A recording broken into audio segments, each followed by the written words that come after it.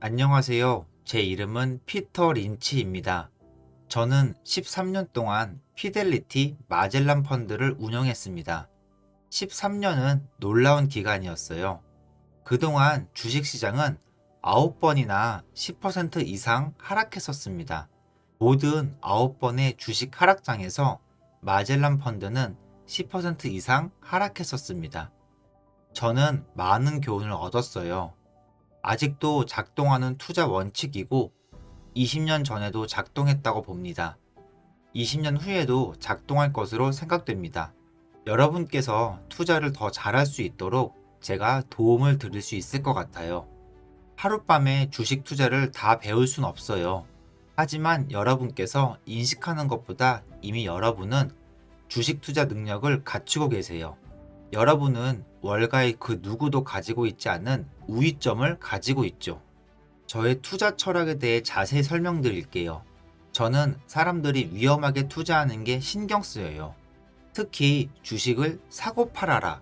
그것은 위험한 용어입니다. 만약 당신이 노력해서 조사를 하고 당신이 소유한 것의 대차 대조표를 보십시오. 당신이 8 더하기 8이 16이라는 사실을 안다면 이 회사가 많은 부채를 가지고 있고 현금이 없다는 것을 알게 됩니다.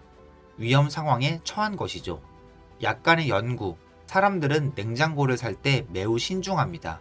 휴가를 갈 때 매우 신중해요.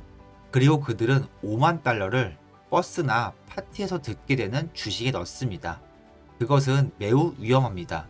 그래서 본인이 아는 주식을 사라고 말하는 겁니다.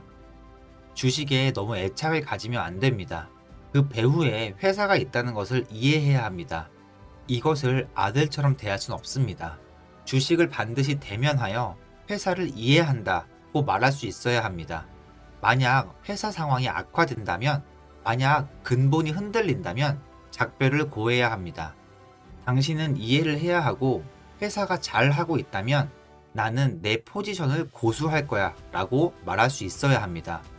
제게 가장 좋은 성과를 보여준 종목들은 제가 5년, 6년, 7년째 보유한 종목들입니다. 5일, 6일, 7일 동안 보유한 종목이 아닙니다. 지난 50년 동안 쇼핑몰에 있었다면 특정 브랜드가 핫하다는 것을 봤을 것이고 한정판이 핫하다는 것도 보았을 겁니다. 그리고 그것들이 더 이상 트렌드가 아니라는 것도 보셨을 겁니다. 어떤 사람들이 특정 브랜드에 대해 더 이상 흥분하지 않을 때를 보셨을 겁니다. 아니면 조사를 통해서 여러 가지 가능성도 생각할 수 있습니다.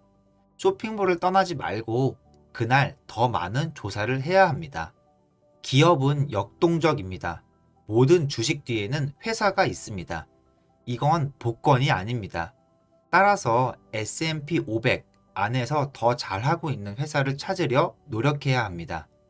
엉터리에서 반엉터리, 또 좋은 회사에서 바뀌고 있는 회사, 그것은 몇 년이 걸릴 수 있겠지만 오랜 시간 동안 성장할 것입니다. 당신은 하락하고 있는 회사를 피하려 해야 합니다. 그것이 당신이 시장을 이기는 방법이고 S&P 500 밖에 있는 훌륭한 회사를 찾는 방법도 있습니다. 훌륭한 회사들 중에서도 S&P 500에 포함되지 않는 회사도 있습니다. 그러나 몇 배씩 성장을 하죠. 그래서 성장 후에 S&P 500에 들어가는 회사도 많고 들어가기 전에 좋은 실적을 보여준 회사도 많습니다. 주식시장에서 일반 투자자들은 스스로도 매우 잘 할 수 있습니다. 오늘날 기관들이 시장을 장악하고 있다는 사실은 소액 투자자들에게는 오히려 긍정적입니다. 이 기관들은 보통 최저가의 주식을 매수합니다. 그들은 평상시에 높은 가격에 투자하기도 하죠. 주식시장에서 저에게 가장 중요한 한 가지는 당신이 무엇을 소유하고 있는지 아는 것입니다. 저는 가끔 주식을 소유한 사람들이 왜 이 주식을 소유하고 있는지 말해주지 못하는 것에 대해 놀라움을 금할 수가 없습니다. 만약 당신이 그들에게 답을 재촉하면 그들은 내가 이것을 소유하는 이유는 이 주식이 올라갈 것이기 때문이야 라고 말할 것입니다. 그러면 저는 매우 진지하게 얘기해 줍니다. 만약 당신이 10살짜리 아이에게 주식을 소유한 이유를 2분 내로 설명할 수 없다면 그 주식을 소유해서는 안 됩니다. 이해를 못하면 잘 될 리가 없습니다. 이것이 가장 큰 단 하나의 원칙입니다. 저는 사람들이 돈을 사용할 때 조심스러운 것이 신경 쓰입니다. 대중들은 냉장고를 살 때 소비자 보고서를 읽어봅니다. 전자레인지를 살 때도 그렇게 합니다. 그들은 사람들에게 어떤 레이더 범위가 가장 좋은지, 어떤 차를 사야 하는지 묻습니다. 그들은 아파트에 대해 열심히 공부합니다. 다른 나라로 여행을 가면 모빌 여행 가이드를 받습니다. 그들은 유럽에 가면 미슐랭 여행 가이드를 받습니다. 사람들은 버스에서 어떤 주식에 대한 팁을 듣고 해가 지기 전에 평생 저축한 돈의 절반을 거기 넣습니다. 그리고는 주식시장에서 왜 손해를 보는지 의아해합니다. 손해를 보면 기관과 프로그램 거래 탓으로 돌립니다. 그건 아주 안 좋은 방법이에요. 그들은 어떤 조사도 하지 않고 있습니다.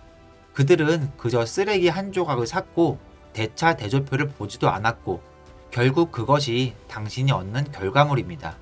그것이 바로 우리가 추진하고 있는 것이고 자신의 예언대로 성취되는 것뿐입니다. 대중들은 끔찍하게 투자를 하는 동시에 기회가 없다고 말하고 있습니다. 저는 그 이유가 그들이 그렇게 행동하기 때문이라고 말하고 싶습니다. 저는 사람들에게 방법이 있다는 것을 이해시키려고 합니다. 주가가 오르는 데는 이유가 있습니다. 저는 자동차 주식을 가지고 있을 때는 중고차 가격이 어떻게 되는지 알고 싶습니다. 중고차 가격이 오른다는 것은 좋은 지표입니다. 제가 호텔 주식을 가지고 있을 때는 호텔 수용 능력에 대해 알고 싶습니다. 제가 화학 주식을 소유하고 있을 때는 에틸렌 가격에 무슨 일이 일어나고 있는지 알고 싶습니다. 이것들은 사실들이죠. 알루미늄 재고가 5개월 연속 감소한다면 그것은 필요한 정보입니다. 매우 유용하죠. 제가 주택 주식을 보유했을 때는 주택 구매력에 대해 알고 싶습니다. 전체 상장 주식들을 분석한다고 가정해 볼게요. 뉴욕 증권거래소만 3,000개의 주식이 거래되고 있습니다. 총 13,000개 이상의 상장 기업 주식이 거래됩니다. 분석을 시작할 엄두가 나지 않으실 거예요. 그래서 저는 기업들을 카테고리별로 분류합니다. 분석하는데 훨씬 더 수월하기 때문입니다. 기업들을 카테고리별로 분류하는 것은 투자 논리를 발전시키는 첫 단계입니다. 적어도 투자 논리가 어떤 방향으로 흘러갈지 감을 잡을 수 있어요. 카테고리별로 여러분이 어떤 질문을 깊게 파야 할지 결정할 수 있도록 도와줍니다. 모든 주식들이 똑같이 움직일 것으로 기대하면 안 됩니다. 기본 전략이나 격언 등으로 알려진 2배를 벌면 주식을 매도하라, 혹은 가격이 10% 하락하면 매도하라 등은 완전히 헛소리예요. 모든 주식에 적용되는 하나의 공식은 존재하지 않습니다. 개별 주식들은 모두 다르게 움직이죠. 각 기업마다 다른 투자 방법과 기대치와 논리를 만들 필요가 있어요. 예를 들어 2개의 주식에서 수익률이 50% 낮다고 가정해 봅시다. 하나는 고성장주로 아직 성장할 여력이 많이 남아 있습니다. 다른 기업은 느리게 움직이는 저성장주로 이미 시장의 점유율은 95%에 육박합니다. 사업하는 시장의 성장률 역시 둔화했습니다. 저성장주에 투자해서 수익률이 50%난 것은 대단한 일입니다. 매도할 시기가 되었을 가능성이 높아요. 하지만 고성장주의 수익이 50%임에도 향후 수익률에 비교한다면 빙산의 일각에 불과할 수도 있어요. 희망에 주식을 투자하지 마세요. 상황이 좋아질 때까지 기다리세요. 가격이 다시 상승하기 시작하고 생산 능력이 축소할 때까지 기다리세요. 재고도 정상화되어 적어지고 잔존 가치가 회복되던지 무엇인가 실현되는 것을 보고 투자하세요. 즉, 무엇인가 실현되는 것을 볼 때까지 기다리고 실제로 현실화가 될 때 매우 큰 변화가 발생함을 알고 계세요. 하락 사이클에 진입했을 때 생존할 수 있는 우량 기업들에 투자하셔야 합니다.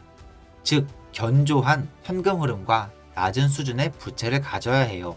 현금 흐름이 열악하며 부채 수준이 높다면 경기 불황이 왔을 때 기업은 파산할 위험에 놓입니다. 단 어느 기업에 투자하더라도 대차 대조표는 확인하셔야 합니다. 향후 12개월 동안 영업하기 위해 현금 흐름을 충분히 가지고 있나요? 향후 24개월 동안은요? 지금 상환해야 할 부채가 많나요? 투자하기 전 알아야 할 중요한 질문들입니다. 기업의 이익을 회복시키기 위한 계획을 충분히 이해하고 동의한다면 투자하세요. 모두 기업 내부적으로 이루어지는 작업입니다. 신제품을 출시하던지 새로운 경영진이 임명되기도 합니다. 비용을 감축하거나 부문을 없애거나 자산을 매도하는 것입니다.